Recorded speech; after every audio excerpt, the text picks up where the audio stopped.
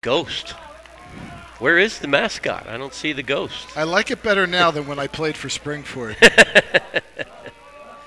Andre Thornton, another great player in the annals of Phoenixville history, had his number retired by the Cleveland Indians, put up prodigious numbers, played in several all-star games, not PIAA type numbers, but I think you got it when you talk the greatest ever from our area, Mike Piazza, Andre Thornton, Bobby Shantz, you know, those three right there, three guys that made us very proud. And I believe he moved back to Cleveland, from what I understand, Andre Thornton. But he was a preacher at one point. Is he still involved in the church? And his brother is a preacher in Phoenixville. Very good. Allen showing good velocity on that fastball out there for the Phantoms, Rod. High and tight. Got no one out. Here's the payoff pitch. We got a full count, runner on first. Upper Moreland in white. Up 6-1. We're in the top of the sixth. It's the District 1 Class 3A Baseball Championship. There's a bloop to the right side. Nice play by Colin Ammon to put it away for out number one. Now batting for the Golden Knights, number 2, Ryan Snyder, the cleanup hitter, comes to the dish. Rod, talk about Phoenixville's road to get here. A big win over Chichester, and then a 3-0 gigantic win over perennial powerhouse Holy Ghost Prep. Well, the league's very strong. I was able to follow it in the paper. Stolen base there. Ashford fires a bullet. That was a base that was stolen on the pitcher. I'd like to get an opportunity to see more high school games, but I really can't with coaching down at Villanova University. But I do follow them in the paper, on the web, and had an opportunity to watch some PCTV, which, by the way, you guys do a great job with this. I think that was a foul ball, Bernie. That was a Willie Stargell back of the head foul ball. But no, seriously, the coverage that PCTV gives the young athletes in the area is fantastic. It gets them out there, and the publicity helps them, believe it or not, get known better, get into schools, and I just think you do a fabulous job. Thank you. Gus Tellis, our CEO, is a nice play over there by Paulman. Throws it to Allen. The runner advances to third. That'll be the second out of the inning. A lot of excitement this summer. The PCTV Network will be covering the Pottstown Rumble volleyball tournament for the very first time. We also have other things, whether they're on TV or not. Get out and support them. Go see some good baseball. The Region 2 tournament will be at Ram Stadium for Spring City. The state championship of American Legion Baseball will be in Boyertown Bear Stadium as Upper Moreland sends Charlie Hooker to the plate. But you're talking the finest brand of baseball played in the state. As good a baseball as played anywhere in the country. O&J, Springford, 3 of the last 4 state title games have had Pac-10 teams in them, not to mention Boyertown with 22 state titles in Legion ball, which is ridiculous. And then Spring City goes and captures the state Legion championship last year. In other words, Rod, with Chester basketball, with baseball that I just talked about, it's the finest brand of those two sports played in this area, and they're going to call a balk. I hope we can get another look at it. Jack Sturgeon not happy. Not happy at all, and he is letting him know about it. This is one where, you know, why can't the umpire should confer? At least talk it over is what Coach Sturgeon is saying. Rod, your thoughts? Well, I think there could have been a meeting of the minds here. And he's tossed. He just got ejected from the game. Yeah, Jack put a lot of mileage on those shoes going back and forth to home Rod, plate today. Take a look here, see if we can get it on the replay.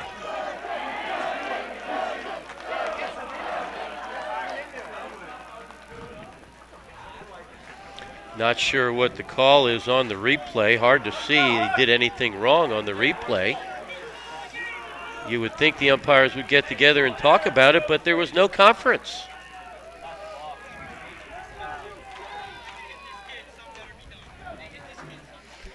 Things getting a little testy right now.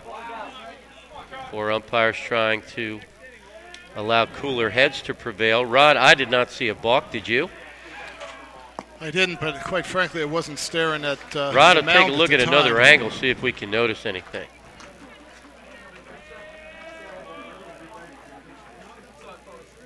Boy, I'll tell you what, microscopic vision on the replay, I saw no balk.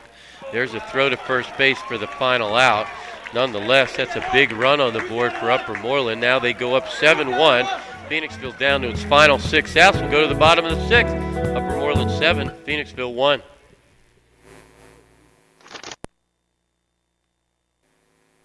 Because you have better things to do than to wait hours in an ER waiting room, PMMC is committed to working diligently to have you initially seen by a clinical professional in 30 minutes or less. And to add peace of mind, our skilled doctors and highly trained staff are backed by a full range of diagnostic capabilities to care for both big and small emergencies.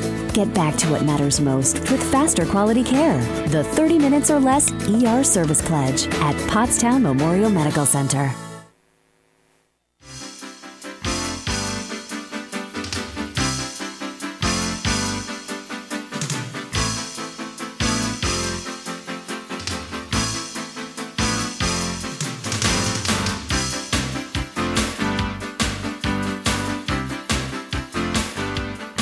You're watching the PCTV Network, your hometown station. We're home for you.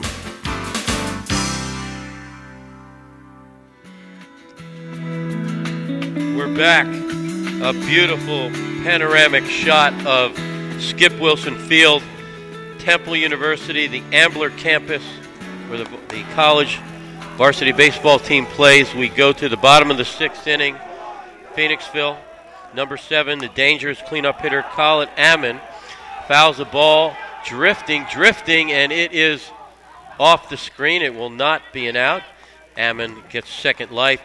We want to, Rod, send a special thank you out to the Phoenixville Baseball Boosters, who are one of the sponsors for today's game. You know, people like this make a difference in their community. Without our sponsors, these games would not be on TV, and a big thank you out to Phantom Nation and their Baseball Booster Club. Ball low. Rod, getting back to the balk. Without looking at it again, let's just talk about it.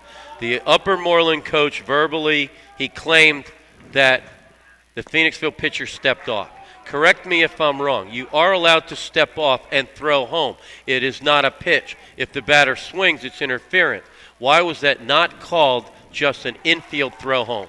And Bernie, what I couldn't see was what foot he stepped off with. He would obviously have to step off with the proper foot.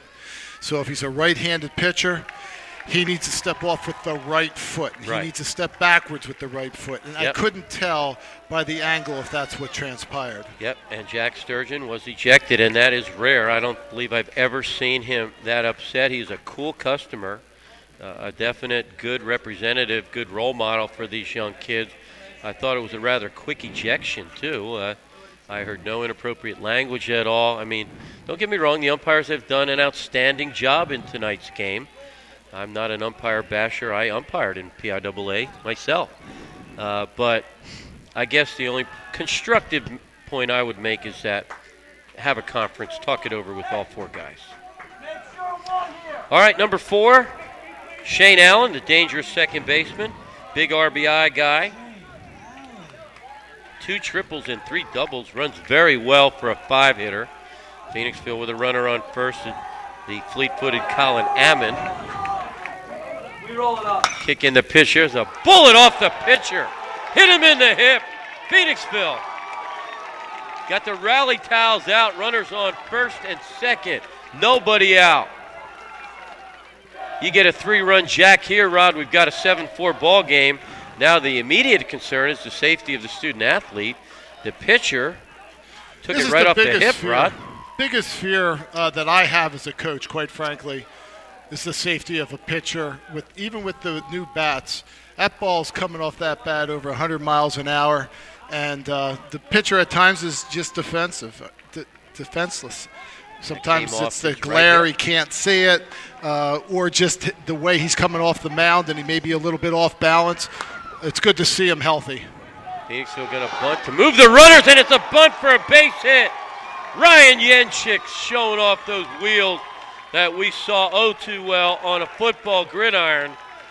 Yenchik looking like one of his 30-yard touchdowns, motoring down that first baseline. Bases are loaded. Rod, take a look at it. Well, he's bunting for a base hit, and he put it in the perfect spot right between the pitcher and the third baseman. Third baseman may have taken a cheat step back when he saw the bunt. Chris Demme lifts one, swinging at the first pitch into right field. Should be deep enough to score a run. Pretty solid throw home, but it will get the run home. And wisely advancing to third base, number 4, Shane Allen. Today you got first and third, one down. We got a 7-2 ball game.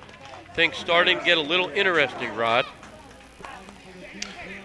Well, Coach Sturgeon lit a fire. They say that the coach really doesn't light a fire when he gets thrown out, but in this particular case, it looks like he has a little bit. And now with the jersey change, number 13, Cole Luzens will step up to the plate. Luzens, a sophomore, has not played a lot of varsity action. Again, swinging at the first pitch, but he is carrying a batting average over 500 into today's game. On base percentage, .667. Ball high. Upper Moreland fans quieted by the Phoenixville rally. A pivotal juncture in this baseball game as Kyle Walder sets and throws. And that'll be strike number 2. 1 ball, 2 strikes, 1 out, bottom of 6. Phoenixville down 7-2 in the District 1 championship game. Breaking ball, puts it on the ground. In the hole, looks like an infield RBI single. Good job by Luzens. 7-3 ball game. Rod, you just had a feeling that they were going to come back. Ashburn out there, the moral leader on this team, got them all fired up in the dugout. Well, hit them where they ain't. Sometimes I'd pay $12.95 for a base hit like that, but it's a base hit. And maybe some donuts and coffee. David Paulman, the big cat, steps up with 2 men on. A 3-run home run here. It'll be a 7-6 ball game, and he's got the power to jack one out of here. The climactic conditions conducive to a long ball right now. Don't think that's not going through this young man's mind. He hit a bullet his first time up for a double. Fouls one straight back. They have the Paulman shift on them if you look into the outfield, right? They got the right fielder fairly deep, the center field over in right center field, going after his first at bat. Breaking ball, fights it off, foul down the left side.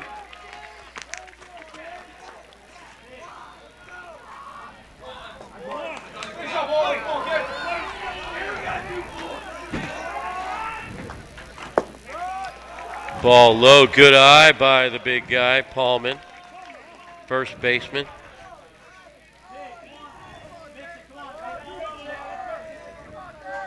Only a junior. He's making Walder work out there. 2 balls, 2 strikes, still only 1 out.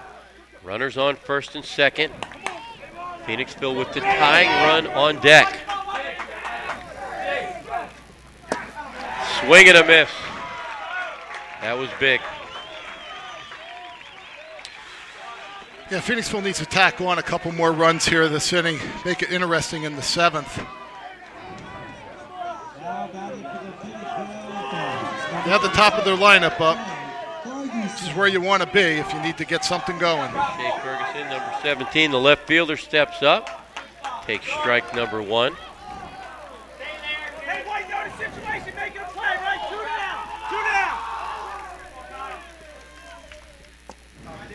Home plate umpire's been pretty consistent with his strike zone in this game. These games are based on merit.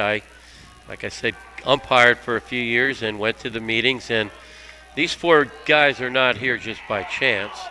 Paul Gadzicki over there at third base, the president of the local chapter of umpires in our area, or at second base, I'm sorry, and one of the better umpires that I've ever seen at the amateur level, could easily be umpiring in the minors or the majors if he had aspired. So, ball lifted to the right side, foul just over our heads, over the PCTV Network truck. And put a plug in for the umpires. The first base umpire, Billy, umpired our college games, so they do have a